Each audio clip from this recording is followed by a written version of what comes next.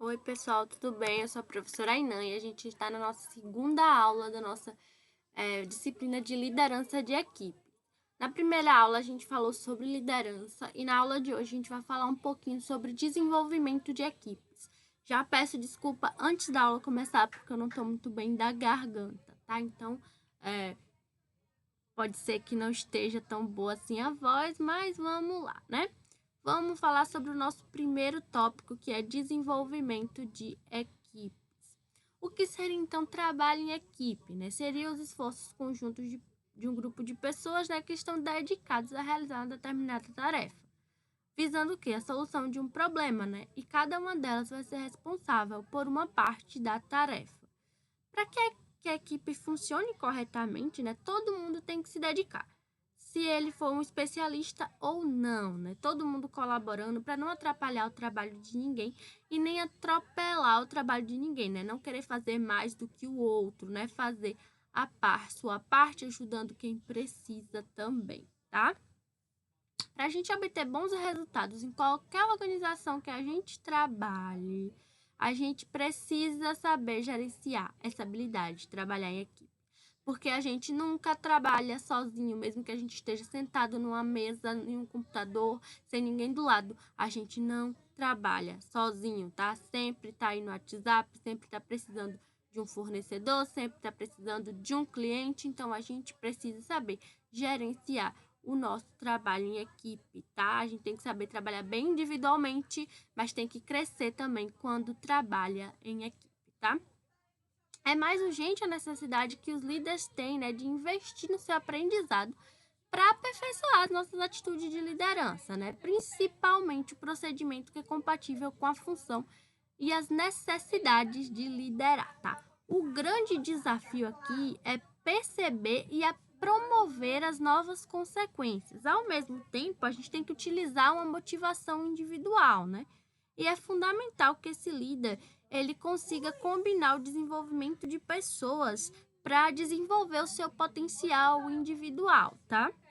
O desenvolvimento de equipes ele vai depender de uma interação eficaz entre os líderes com a equipe, o desenvolvimento da habilidade e as competências para visar o resultado final, tá bom? Aqui a gente tem um gráfico que ele mostra os níveis de desenvolvimento de equipes, tá? O nível mais baixo seria a pseudo-equipe. O nível médio seria o grupo de trabalho. O nível bom seria uma equipe que tem um potencial real. E o nível alto vai ser a equipe que tem um elevado desempenho. E a gente vai ver cada uma delas agora. A pseudo-equipe é um grupo que ela vai definir um trabalho, mas ele não vai se preocupar com o desempenho coletivo, tá? Nem tenta conseguir esse desempenho. Então, vai ter as interações, só que todo mundo vai querer sair melhor individualmente, sem pensar no coletivo. Já o grupo de trabalho, tá? Eles também não veem razão para se transformar numa equipe. Eles vão compartilhar informações, responsabilidades, tá? Só que, para ser eficiente, eles não procuram desenvolver o coletivo, tá? Uma equipe potencial é quando procura trazer um trabalho em conjunto, tá? Só que os membros eles precisam de esclarecimento e precisam se orientar sobre a sua finalidade. Então, ainda tem que assumir um compromisso em relação a ser grupo. Já a equipe real vai ser pessoas que têm habilidades que se complementam, tá? Elas estão comprometidas através de uma missão e de objetivos em comum, tá? Eles têm uma abordagem de trabalho bem definida, os membros confiam uns nos outros, tá? E eles assumem a responsabilidade. Então, essa aí é a equipe próxima do que a gente está procurando, tá?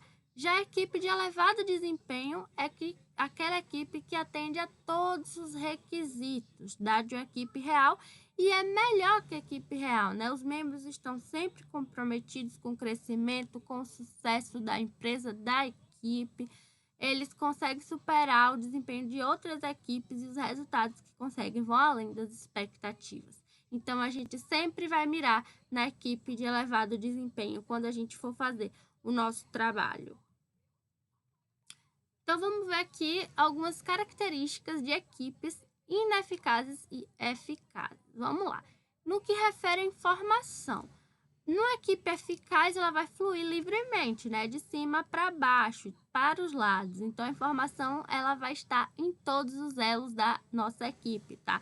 A gente vai compartilhar tudo e nós somos abertos e honestos. Então, se você está precisando dar uma sugestão, se você acha que pode melhorar o trabalho, se você quer fazer uma reclamação, então todo mundo é aberto e você pode falar.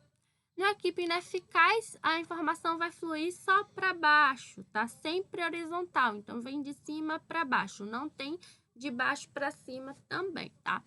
Ela vai ser amontoada, vai ser uma equipe contida, só vai acumular poder e é incompleta, tá? A informação vem incompleta, as mensagens são misturadas, então a gente não consegue ter um fluxo eficiente de informação.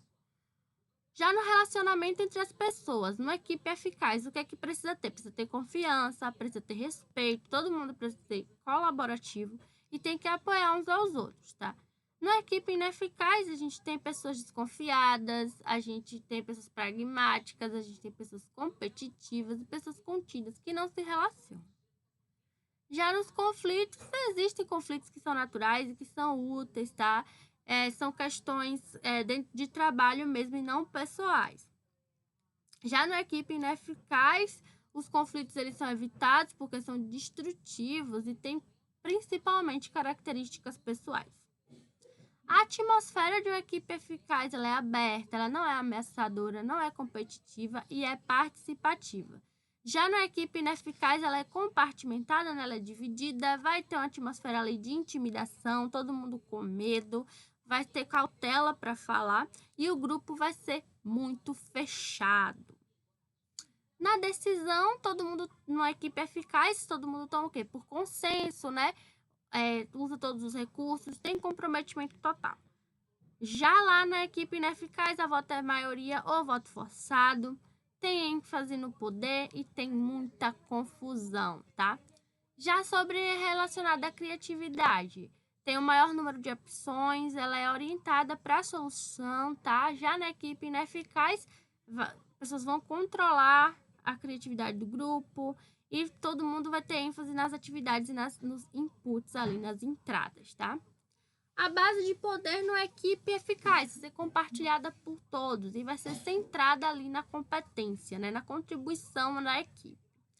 Já numa equipe ineficaz vai ser o quê? Acumulada, vai ter uma politicagem, vai ter uma contribuição ali à fonte de poder, tá? Então, numa equipe eficaz, a gente sempre está procurando dividir ali, fazer com que todo mundo tenha um certo poder, né? Todo mundo consiga contribuir para que a equipe siga adiante, tá? Na motivação, a gente sempre tem que estar atrás de compromisso com metas, tá?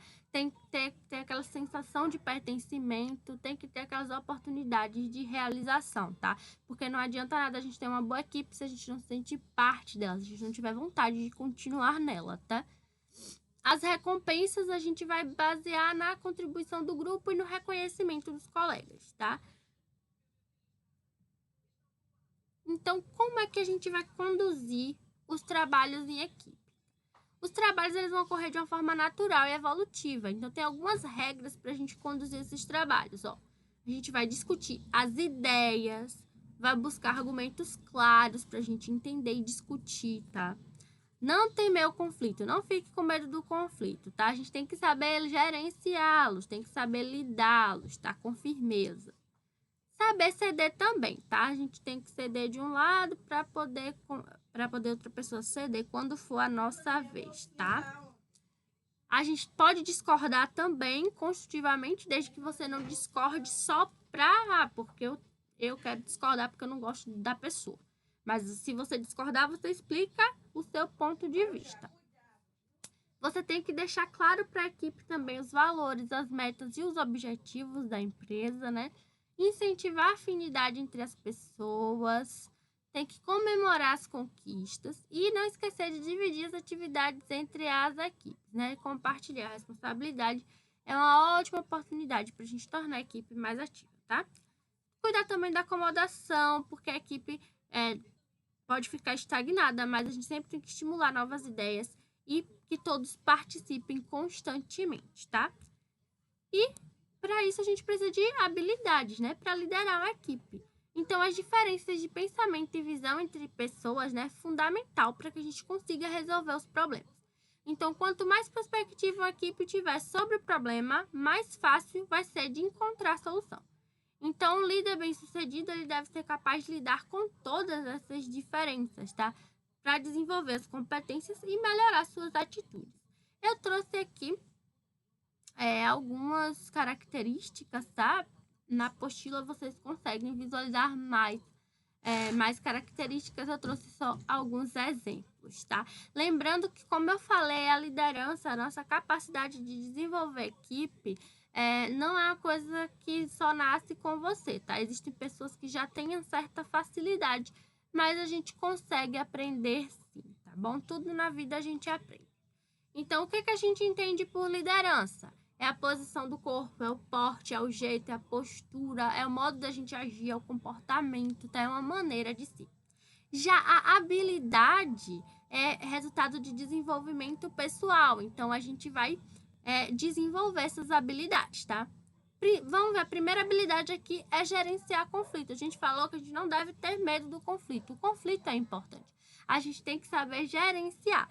Então, não vamos evitar o conflito a todo custo, né? Claro que a gente vai evitar briga, mas o conflito não, a gente não vai ignorar, não é saudável, tá? Então a gente tem que trabalhar, a gente tem que identificar, gerenciar e procurar resolver os conflitos, tá? Ter empatia. O que significa ter empatia, né? A gente se colocar no lugar do outro, né? A gente ter uma boa interação com o líder e com o resto da equipe, né? E essa habilidade é fundamental para a gente gerenciar conflito, né? A gente entender todas as partes, né?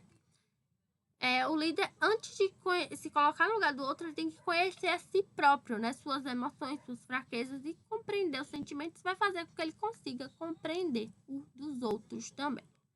Outro exemplo seria comunicação eficiente, né? Comunicar-se de forma clara é fundamental para que todo mundo saiba o que a gente está esperando deles, tá? E o que eles esperam de nós também. Então, a gente tem que alinhar as nossas metas, alinhar os nossos objetivos para tudo funcionar perfeitamente, tá? Então, todo mundo vai entender qual é a direção que vai seguir e vai ficar mais fácil da gente executar os nossos trabalhos, tá bom? Não esqueçam de ler esse tópico, é o tópico 2 da apostila, tá? Desenvolvimento de equipes. O tópico 2 da nossa apostila de liderança de equipes, tá? Da nossa matéria. Então, a nossa atividade de hoje seria descrever os aspectos principais no desenvolvimento de equipe. O que é que você acha que é importante para que a equipe seja bem desenvolvida, tá bom? Desculpem de novo pela voz. Até a próxima aula.